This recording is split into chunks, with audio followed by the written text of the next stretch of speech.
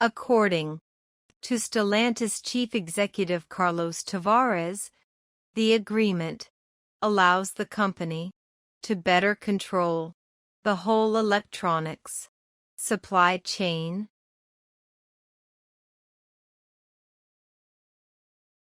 The two businesses stated in a statement that the Stellantis in-car communication and infotainment systems are being created and engineered in collaboration with tech giant Amazon.com, AMZN.O, and Taiwanese manufacturing company Foxconn 2317.tw.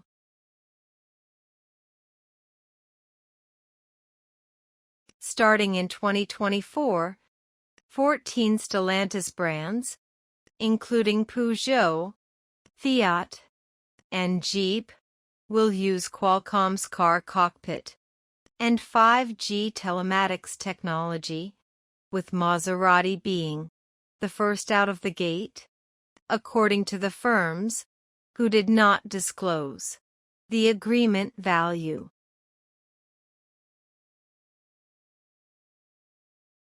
It was extremely uncommon for automakers to make a decision like this even a couple of years ago, Duggal added.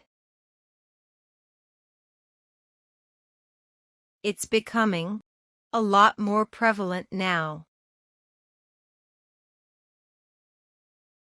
Qualcomm claimed its automotive industry transaction pipeline has expanded to $13 billion last year, from $3 billion in 2017, since it first introduced its driver assistance and self-driving technology called Snapdragon Ride in 2020.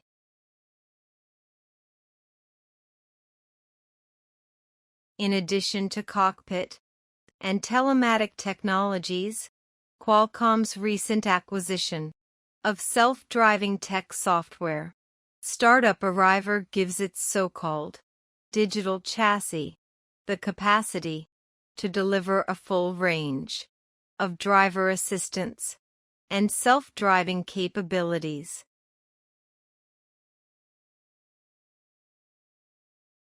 However, that updated offering is not included in this time's arrangement with Stellantis.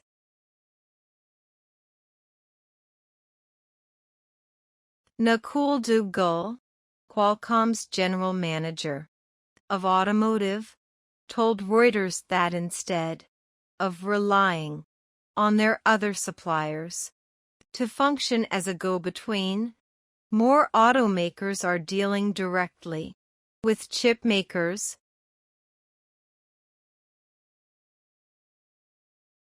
The firm said on Thursday that Stellantis, STLA.mi, has inked a multi-year agreement to deploy Qualcomm's QCOM.0 next-generation connected car technology in its vehicle lineup.